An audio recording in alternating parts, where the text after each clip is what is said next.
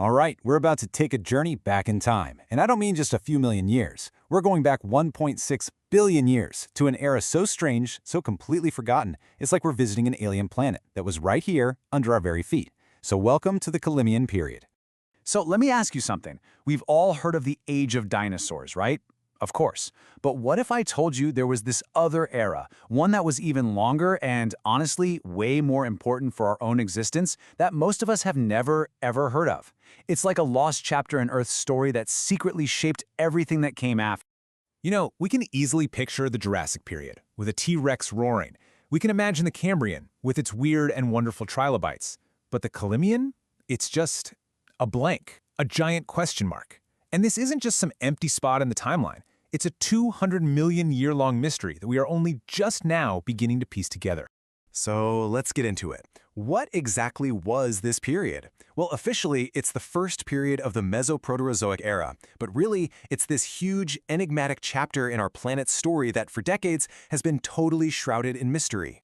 The name itself is actually a huge clue. Calymmian comes from the Greek word for cover, and that's because this period is defined by the thick layers of rock that formed over the ancient continents, creating this massive platform cover.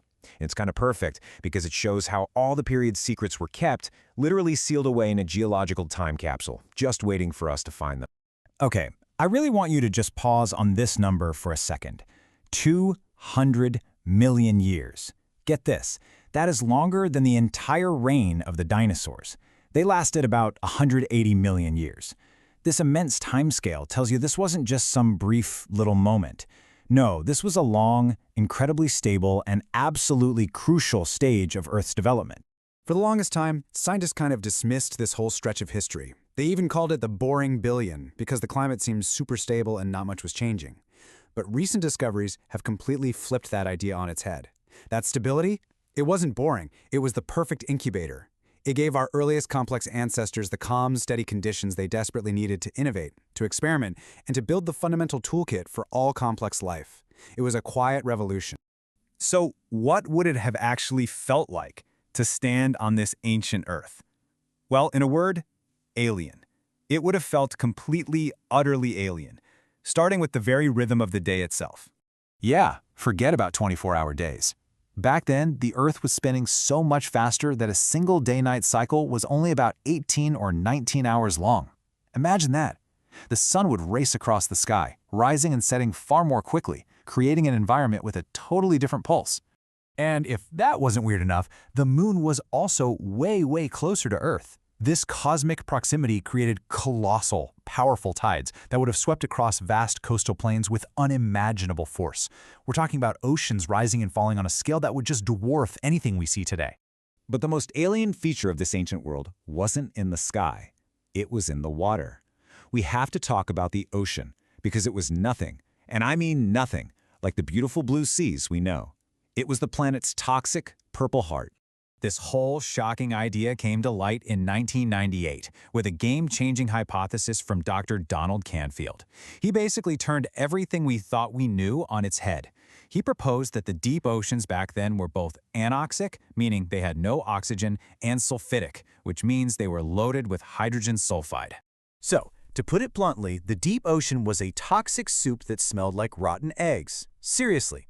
While the sunny surface had a little bit of oxygen thanks to early bacteria, the dark depths were ruled by other bacteria that pumped out hydrogen sulfide. And this, in turn, allowed massive blooms of purple and green sulfur bacteria to thrive, which could have literally turned the oceans an eerie, spooky shade of purple. Now, this toxic chemistry had huge consequences. The sulfide in the water acted like a chemical straitjacket. It grabbed onto essential metals that life needs, like copper and zinc, and made them sink to the bottom of the sea, completely unavailable. This nutrient starvation is one of the main reasons why complex life didn't just explode for nearly 1 billion years. Evolution was literally being held back. So, in this incredibly hostile world, you'd think life was just barely hanging on, right? Not even close. It was innovating in the shadows. And this is where we meet the hidden heroes of the Calymmian story. For decades, scientists were totally stumped. They looked for the chemical fossils that complex life should have left behind, but they found almost nothing. Then, in a huge breakthrough study in 2023, they had an aha moment. The problem was, they were looking for the chemical signatures of modern life. As soon as they started searching for more primitive versions of those chemicals, called protosterols, they found them everywhere. It turns out the Calymmian oceans were absolutely teeming with a newly discovered kingdom of life, the protosterol biota. This was a lost empire of primitive eukaryotes. That's the group that includes every plant and animal today, including us. They were the apex predators of their microscopic world, perfectly adapted to rule these toxic oxygen-poor waters. Now, I know what you might be thinking. This all sounds incredibly ancient and far away. But what's so amazing is that the bizarre chemistry of this alien world has a direct impact on your life. Right now. Yes, probably even on the device you're using to watch this. Here's how it worked. You had super hot metal-rich water erupting from vents on the seafloor. The very second this hot water hit the cold sulfide-rich ocean, bam! The metals instantly bonded with the sulfur and rained down onto the seabed, forming these massive thick layers of black ore. Geologists call them Cedex deposits. So why should you care about billion-year-old rocks? Because those ore deposits are the source for much of the world's lead and zinc. So the lead in your car battery, the zinc in solar panels, even the solder that holds together the circuits in your phone and all your electronics, it's all a direct legacy of the toxic purple ocean of the Calymmian period.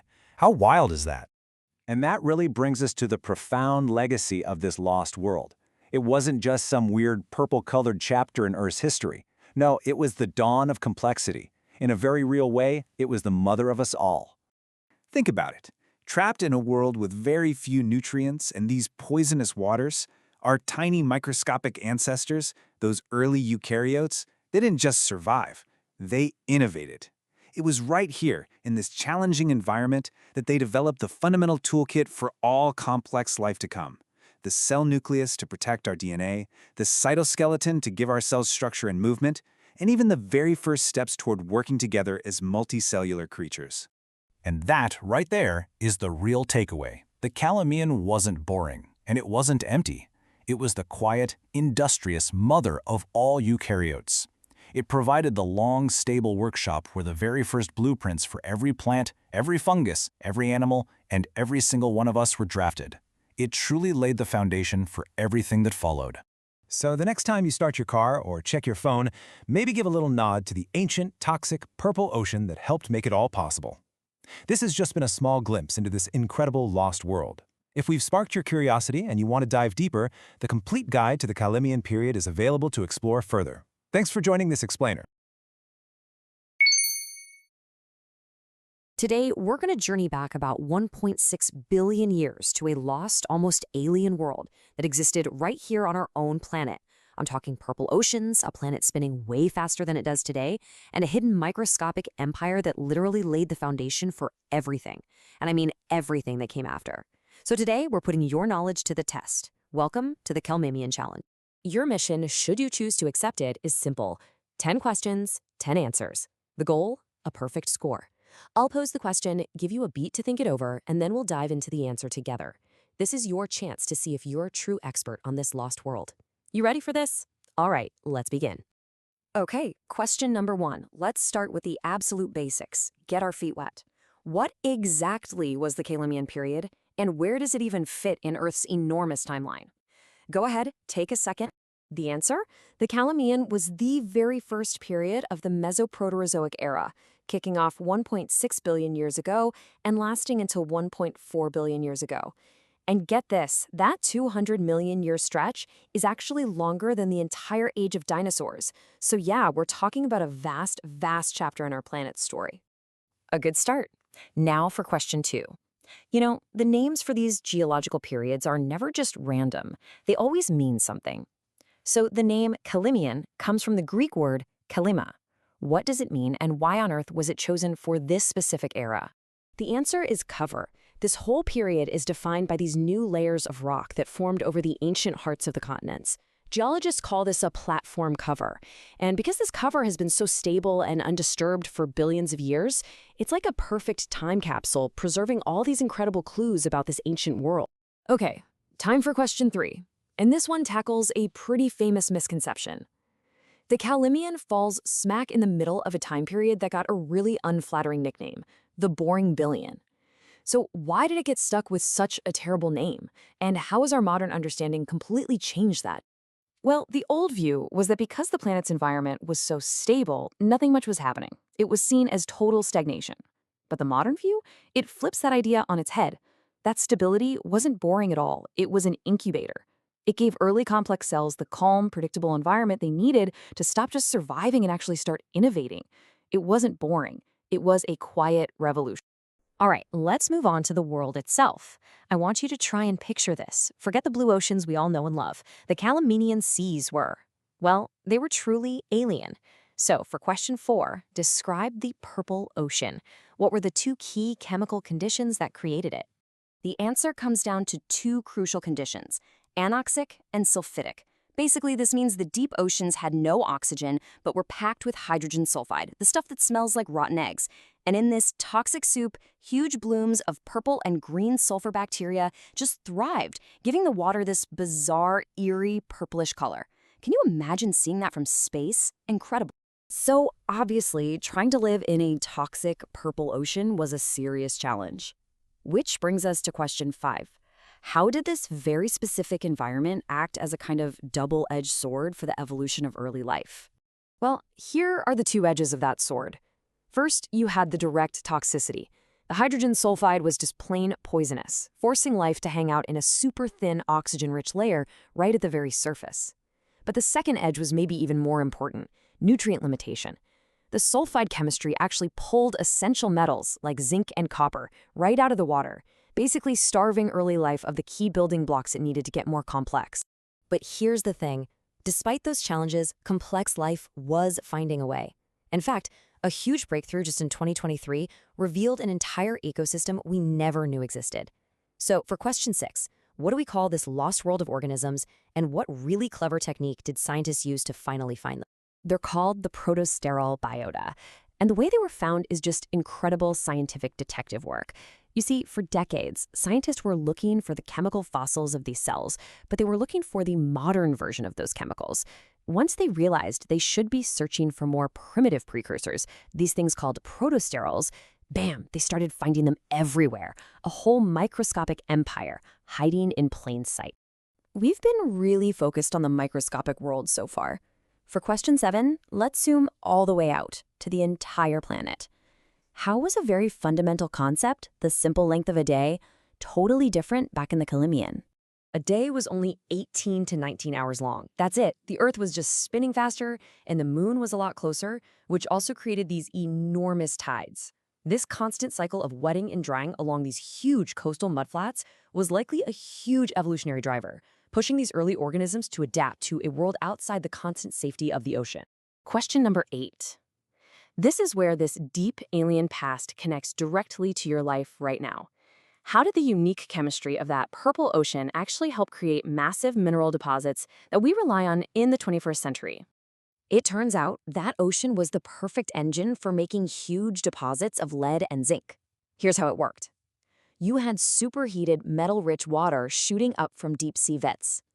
The second that hot liquid hit the cold, sulfide-rich ocean water, the metals instantly solidified and rained down onto the seafloor as pure ore. And over millions of years, that process built up the giant mineral reserves we now use in everything from car batteries to our smartphones. We are almost there. Question 9. We've been calling this era a quiet revolution. So what were the big results of that revolution? What were the fundamental biological tools that our ancient eukaryotic ancestors actually invented during this long, stable period? They basically built the foundational toolkit for all complex life as we know it. This includes the cell nucleus to protect our DNA, the skeleton to give cell structure and the ability to move, and even the very, very first steps toward multicellularity. All of that critical foundational work happened right here during the Calymmian. Okay, here it is, our final question. Let's bring it all home. After talking about purple oceans and shorter days and this quiet revolution, what is the ultimate final legacy of the Calymmian period? Its ultimate legacy is this. The Calymmian wasn't some boring footnote in Earth's history. It was the quiet, the industrious, and the absolutely essential incubator that gave our single-celled ancestors the time and space to build the biological toolkit for all future complexity. To put it perfectly, it was the quiet, industrious mother of all complex life on Earth. So, how'd you do? Did you nail it? A perfect 10 out of 10? Hey, regardless of your score, the key thing to remember is that this supposedly boring billion years was actually one of the most important chapters on our planet's history. It was the quiet incubator where the blueprints for you, for me, for every complex thing on this planet were first drafted. Just let that sink in for a second. The next time you look at a tree or a dog or even just your own reflection in the mirror, remember where it all started. The very blueprint of your cells was first drafted in an alien purple ocean on a faster spinning Earth 1.6 billion years ago.